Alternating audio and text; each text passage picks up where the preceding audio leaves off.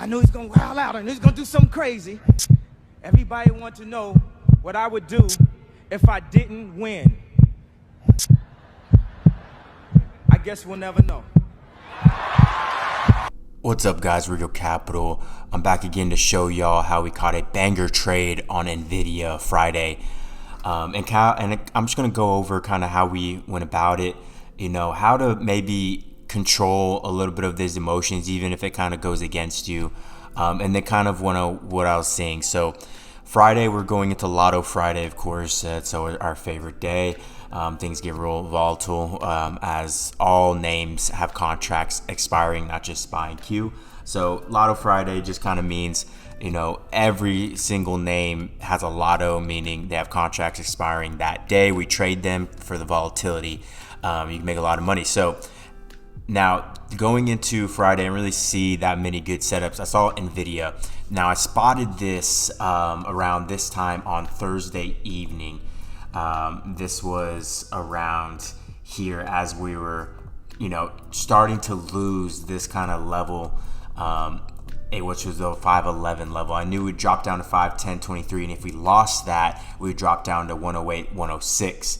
Now, I even tweeted this, on Thursday, which was, around that time exactly that I said in that afternoon. I said NVIDIA could drop to 107, 108 by tomorrow, which would have been the 7th, of course. Keep an eye. Those 108s, don't look too bad.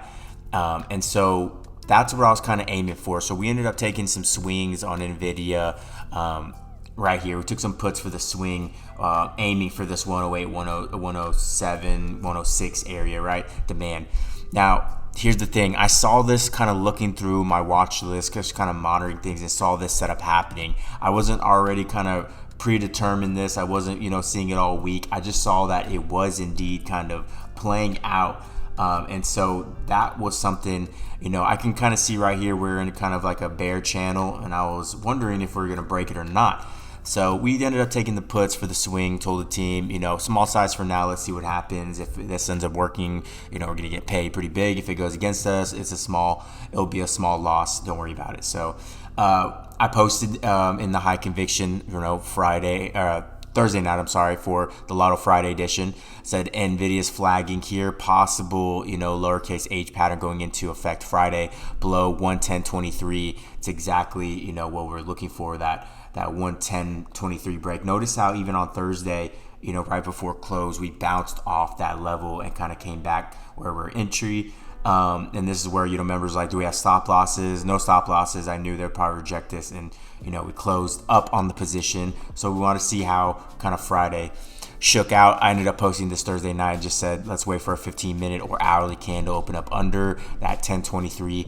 If we do break that 1023 fast, at open, puts can work on the break. So you can see the pattern there. That's all we saw as we were ready for that break if it came. Now, Friday, kind of happened, and notice how we did stay inside this flag here, which was respecting. We pushed up. Now notice how once we start kind of pushing up, about right here, ended up taking some more puts. Right about here, it started pushing up and going against us here. Now I kind of made the mistake of, kind of actively managing these lotto puts because they are going crazy, right? So I ended up keeping kind of a tighter stop loss on these round, and just wanted to see, what would happen. It ended up stopping me out, which in, hindsight, this should not have stopped me out. On that single play, I took the 109s. I still had the 108s I'm holding from, I was still up until kind of went against it. I was down. I did lay on the 109s, so I had 108s and 109 puts. The 109s got stopped out. I was just, okay, fine. I kept the 108s because I did see that we did wick off this flag, came back down. We opened up again, see this red one inside the flag. We did not break outside the flag yet. I was waiting for the flag break. Whatever side kind of came, I knew we'd get paid regardless. We're in this area.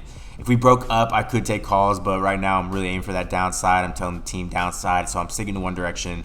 It's either it stops me out and we just stop it at that, like quit pressing it, or it works and we continue to press it for that downside. So as you can see, market ended up getting weak and NVIDIA failed up there as well. So as it started pushing down, I told the team I may have gotten faked out on those puts.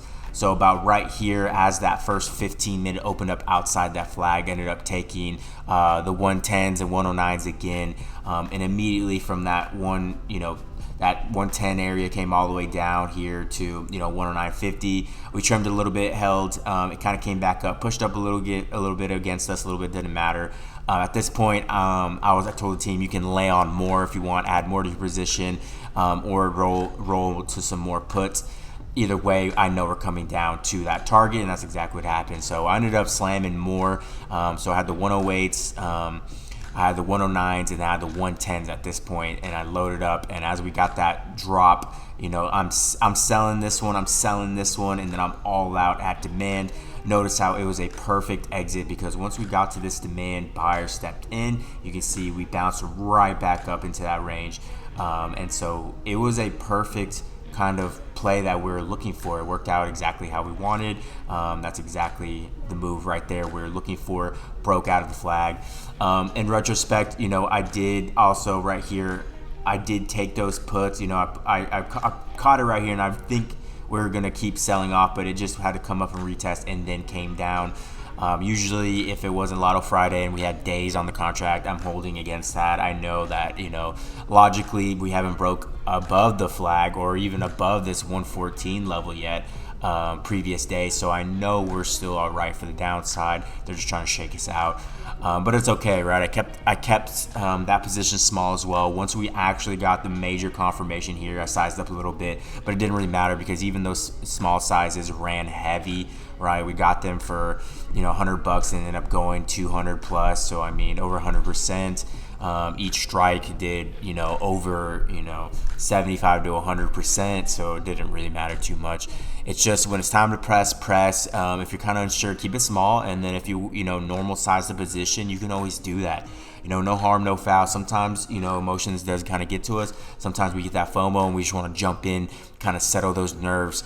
For some weird reason, and it's very hard to fight that. So I say, if you can't fight it, just slowly get into the position, get in small, see what happens. If it starts working, then boom, you're up on the position on a small, take the money and run, play it out. That's fine.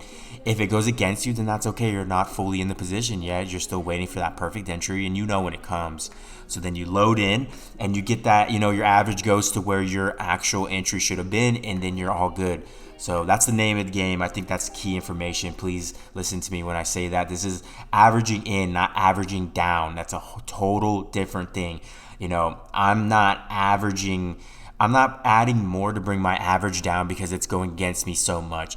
I'm actually just getting in more of my position that I normally would, right? If I'm normally buying 20 contracts and I went in with 3 contracts, once I fully go in with 17, I'm not averaging down. I'm finally getting into my position because that's normally the contract size that I'm going with.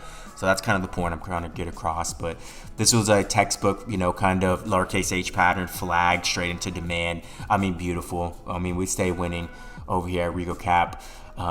And it was awesome, right? A little bit of members gains, right? Showing off some members gains. NVDA put, green for me. We shorted some SPY too. So I mean, good stuff. All fun and games over here. Like I said, I did, say this on my Twitter and kind of gave out obviously the plan and a little bit vague. Usually, I keep the real trades for my members, paid members, of course. I do give a lot of free stuff to, my main Twitter, but here's kind of the cha-ching moment right here as the plan's working out there. I show a lot of love and, a lot of game plans as well. I posted this Palantir play right here, kind of in effect. I'm in it right now. And so look at this. This is a prime example of how I see it kind of starting. I got in a little bit, right, to see what would happen, and then I averaged in.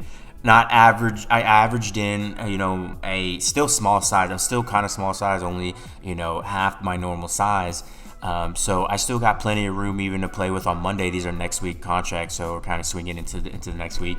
Not an official play, but just something, I'm playing with and sharing it on my main Twitter. I share a lot of stuff on the main Twitter as well. So if you're a member, you're seeing this, you already know how I do things. So go check it out. If you're not a member, Rico Capital on Twitter. And of course, I would love showing kind of, the plays, how I do things.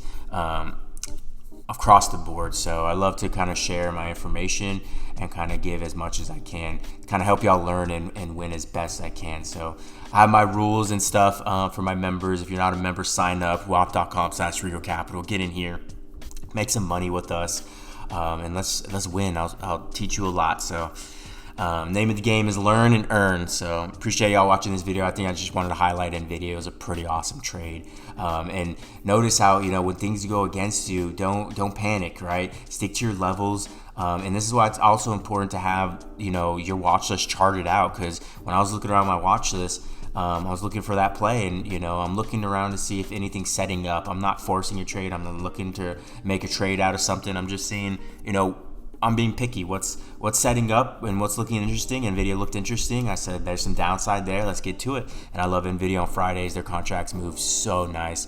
You'll get paid so much with NVIDIA with just a little bit. So fun stuff. But yeah, appreciate y'all watching the video. Let me know what I can do to help y'all more. Like, comment, subscribe, share to someone that needs it. Follow me on RicoCapital on all platforms. And of course, if you want to join the team, wap.com/RicoCapital. Let's get it. I'll see you on the next video.